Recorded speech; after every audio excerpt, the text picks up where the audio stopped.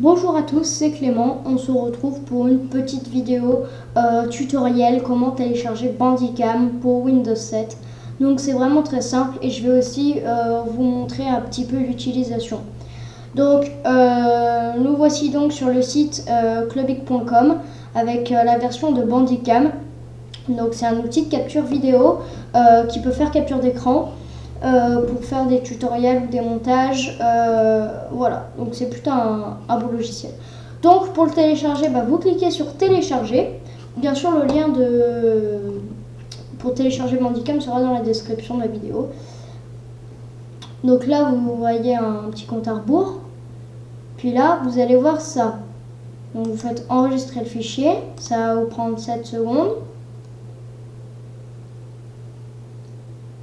Bon, c'est pas très long, hein, je vous le dis, ça dure quelques secondes, hein, c'est vraiment pas... En plus, ça prend pas beaucoup de place. Voilà, donc après, vous cliquez dessus, vous faites exécuter. Bon, après, vous faites OK. Moi, je vais pas installer parce que je l'ai déjà. Mais après, vous faites OK, vous choisissez la langue et ça va vous faire ça. Donc, on se retrouve tout de suite pour l'écran d'accueil. Voilà, donc nous revoilà. Donc, je vais essayer de vous montrer un peu comment utiliser Bandicam. Donc là, je ne vais pas pouvoir aller sur les rubriques qui sont ici, ici, parce que je suis en train de filmer. Donc ça serait un peu dommage que je coupe l'enregistrement, surtout que dans tous les cas, vous ne pourrez pas y voir. Donc dans vidéo, d'abord on va aller dans général. Donc vous pouvez avoir les options donc, pour le dossier de sortie de votre vidéo. Bon, c'est vraiment ce que vous voulez, hein. Moi j'ai mis sur le bureau, c'est plus simple après pour moi. Je supprime au fur et à mesure. Donc la fenêtre Bandicam toujours devant, moi je vous conseille de cocher. Ensuite vous avez les réglages à faire, mais c'est vraiment pas dur. Par exemple pour ça, moi j'ai rien touché parce que j'ai pas préféré toucher. Donc après, tout ça c'est, par exemple si je clique ça, vous voyez que quand je vais cliquer sur un truc, ça va faire un effet. Bon, là ça marche pas parce que je suis déjà en train de filmer et que les paramètres n'étaient pas mis avant. Mais si je clique, ça va faire un espèce de rond rouge ou jaune, je sais plus exactement. Donc l'incrustation webcam, c'est pour me voir.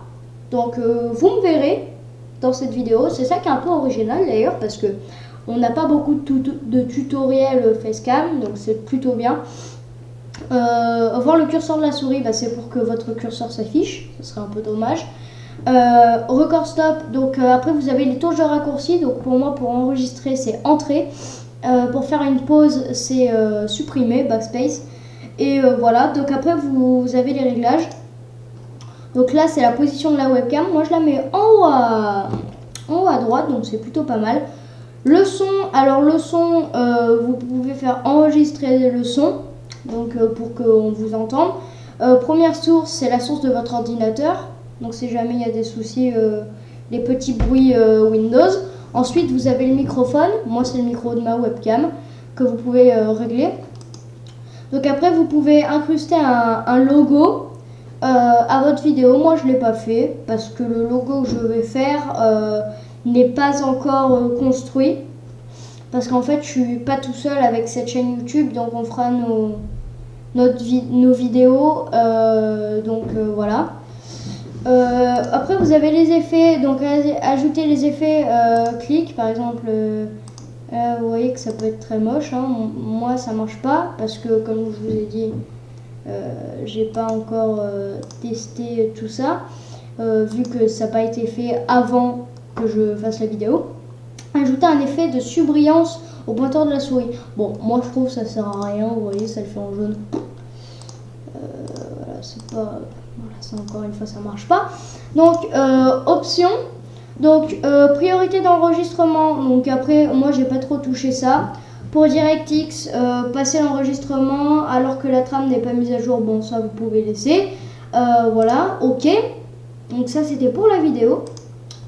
Pour l'image, pour faire les captures d'écran, donc la touche de raccourci pour moi c'est entrée. Après, il faut que je vous dise quelque chose d'important sur ce logiciel.